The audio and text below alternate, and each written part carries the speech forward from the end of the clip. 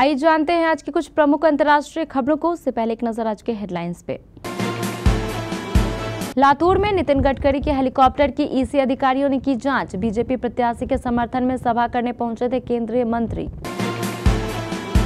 भारत और चीन के बीच पेट्रोलिंग का पहला राउंड पूरा। समझौते के बाद एलएसी पर शुरू हुई थी गश्त।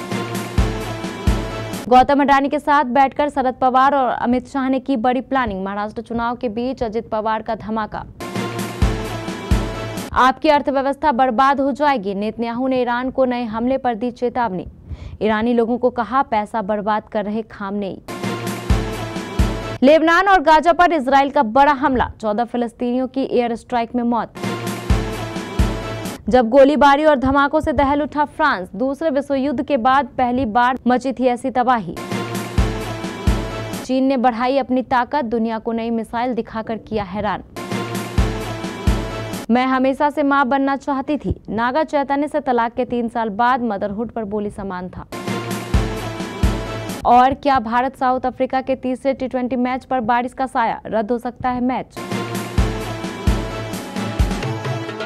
केंद्रीय सड़क परिवहन और राजमार्ग मंत्री नितिन गडकरी के हेलीकॉप्टर की चुनाव अधिकारियों ने महाराष्ट्र के लातूर में जांच की। केंद्रीय मंत्री के हेलीकॉप्टर की जांच से पहले चुनाव अधिकारियों ने उद्धव ठाकरे के हेलीकॉप्टर की जांच की थी। नितिन गडकरी मंगलवार को लातूर जिले के औसा विधानसभा निर्वाचन क्षेत्र के बीजेपी प्रत्याशी अभिमन्यु पवार के समर्थन में प्रचार करने पहुंचे थे। इसी दौरान निर्वाचन आयोग की टीम वहां पहुंची और अधिकारियों ने उनके हेलीकॉप्टर और बैग की चेकिंग की। शिवसेना के प्रमुख उद्धव ठाकरे ने मंगलवार को दावा किया कि विधानसभा चुनाव के लिए प्रचार करने महाराष्ट्र के लातूर जिले पहुंचे थे। इसी दौरान चुनाव अधिकारियों ने उनके बैग की जांच की। भारत और चीन ने पूर्वी लद्दाख में डेमचोक और देपसांग के टकराव वाले क्षेत्रों में डिसएंगेजमेंट प्रक्रिया पूरी होने के बाद पेट्रोलिंग का एक दौर पूरा कर लिया है। दोनों देशों की सेनाएं उन क्षेत्रों में हर हफ्ते समन्वित गश्त करने पर भी सहमत हुई है, जहां 2020 में गलवान घाटी संघर्ष के बाद से तनाव बना हुआ है। पेट्रोलिंग का कोऑर्डिनेशन स्थानीय स्तर पर किया जाता है और ग्राउंड रूल स्थानीय कमांडरों द्वारा एक दूसरे से बात करने के बाद तय किए जाते हैं। दोनों देशों की सेनाएं पेट्रोलिंग के जरिए यह सुनिश्चित कर चुकी है कि डिसएंगेजमेंट प्रक्रिया सफलतापूर्वक पूरी हो चुकी है। दोनों पक्ष इन दोनों स्थानों पर सभी अस्थायी बुनियादी ढांचे को हटाने पर भी सहमत हुए हैं। पड़ोसी देश ने अक्टूबर में संघर्ष वाले इलाकों से सैनिकों की वापसी पर सहमति बनने के बाद नवंबर की शुरुआत में क्षेत्र में पहली कोऑर्डिनेशन पेट्रोलिंग की। रक्षा सूत्रों के मुताबिक प्रत्येक क्षेत्र में एक बार भारतीय सैनिकों द्वारा एक बार चीन सैनिकों द्वारा गश्त की जाएगी। उद्योगपति गौतम अडानी 5 साल पहले बीजेपी और अविभाजित एनसीपी के बीच राजनीतिक बातचीत का हिस्सा थे। यह दावा अजित पवार ने किया है। वह उन चर्चाओं का जिक्र कर रहे थे जो भाजपा के साथ हाथ मिलाने और 2019 में देवेंद्र फडणवीस को सीएम और खुद को डिप्टी सीएम बनाकर अल्पकालिक सरकार बनाने से ठीक पहले हुई थी। एक इंटरव्यू में अजित पवार ने कहा, अमित शाह, गौतम अडानी, प्रफुल्ल पटेल, फडणवीस और पवार साहब सभी वहां थे। अजित पवार से सवाल पूछा गया कि एनसीपी और भाजपा के बीच वैचारिक असंगति के बावजूद उनके साथ गए। इस पर अजित ने कहा कि 2014 में भी महाराष्ट्र सरकार को एनसीपी ने बाहर से समर्थन दिया था। इजरायली पीएम बेंजामिन नेतन्याहू ने मंगलवार को ईरानी लोगों को संबोधित करते हुए एक वीडियो जारी किया। उसमें उन्होंने कहा कि इजरायल पर तीसरा ईरानी हमला ईरान की अर्थव्यवस्था का पंगु बना देगा। नेतन्याहू ने कहा, कुछ हफ्ते पहले मैंने ईरानी लोगों से सीधे बात की थी। ईरान में भी लाखों लोगों ने उस वीडियो को देखा और उसे देखने के बाद कई ईरानी इजरायल के करीब आए। आज मैं फिर ईरान के लोगों को संबोधित करना चाहता हूं।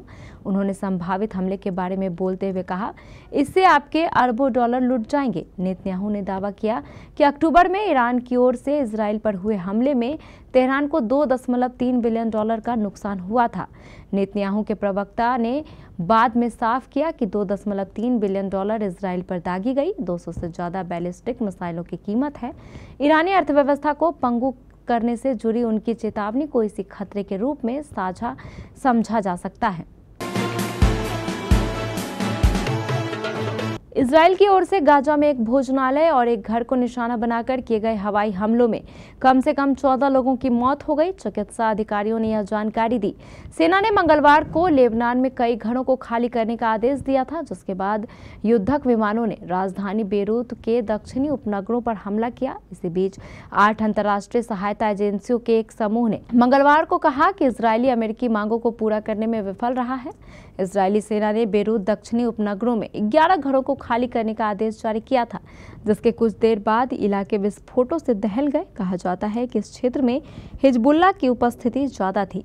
हाथों के बारे में तत्काल कोई जानकारी नहीं दी गई है। सेना ने बताया कि इन घरों में हिजबुल्लाह के ठिकाने थे, लेकिन इस दावे की स्वतंत्र रूप से पुष्टि नहीं की जा सकती है। 13 नवंबर 2015 को Islamic state of Iraq and the Levant के एक समूह ने पेरिस में कई आतंकवादी हमले किए। इसमें 131 लोग मारे गए थे और 400 से अधिक लोग घायल हो गए थे। यह द्वितीय विश्व युद्ध के बाद से फ्रांस में सबसे विध्वंसक दिन था। साथ ही यह ISIL का यूरोप में अब तक किया गया सबसे घातक ऑपरेशन भी था।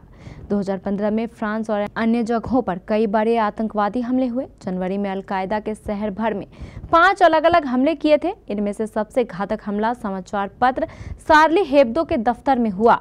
बाद के महीनों में आतंकवादियों ने नीस में एक यहूदी सामुदायिक केंद्र पर हमला किया। अगस्त में यात्रियों ने जिहादी को पहचान लिया और एम्स्टर्डम से पेरिस जाने वाली ट्रेन पर गोलीबारी करने से रोका।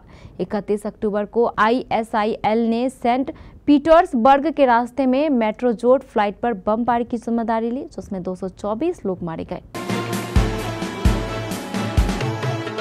चीन ने अपने जुहाई एयर शो में 2 महत्वपूर्ण मिलिट्री अपग्रेड को दुनिया के सामने रखा है। चीन ने नया PL-15E मिसाइल दिखाया, जिसमें फोल्ड होने वाले पंख हैं। जैसे 6 मिसाइल चीन के सीलर्थ फाइटर जेट J-20S और J-35A में लगाए जा सकते हैं। यह प्रगति हिंद प्रशांत क्षेत्र में चीन की ताकत बढ़ाने की प्रतिबद्धता को दिखाता है। PL-15E हवा में मार करने वाली मिसाइल है। चीन की ओर से इस मिसाइल का विकास उसकी हवा से हवा में मार करने वाली युद्ध क्षमता की प्रगति दिखाता है। मिसाइल की तस्वीर जैसे ही सोशल मीडिया पर आई, सैन्य विश्लेषकों ने इसे J-20 के लिए एक बड़ा अपग्रेड बताया। वर्तमान में यह जेट सिर्फ 4 PL-15 मिसाइलें ले जा सकता है। PL-15E को एक शक्तिशाली हथियार माना जाता है, जो एडवांस एरोडायनेमिक्स के साथ अत्याधुनिक तकनीक को जोड़ता है।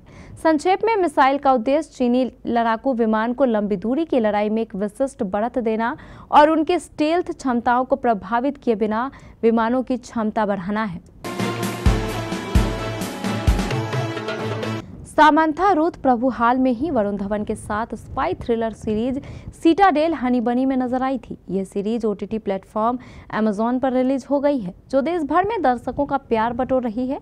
इसी बीच सीरीज का प्रमोशन करते हुए एक्ट्रेस ने नागा चैतन्य संग तलाक के 3 साल बाद मदरहुड पर बात की है।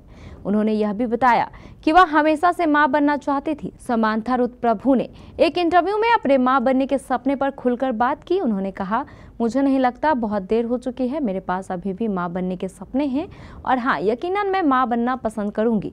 मैं हमेशा से मां बनना चाहती थी। ये काफी खूबसूरत एक्सपीरियंस है। मैं इसका इंतजार कर रही हूँ। लोग अक्सर उम्र को लेकर चिंतित रहते हैं, लेकिन मुझे लगता है कि जीवन में ऐसा कोई समय नहीं आता जब आप मां नहीं बन सकती। अब उनके इस इंटरव्यू के बाद फैंस कयास लगा रहे हैं कि सामंथा अब अपनी लाइफ में मूव ऑन कर रही है और अपना फ्यूचर देख रही है।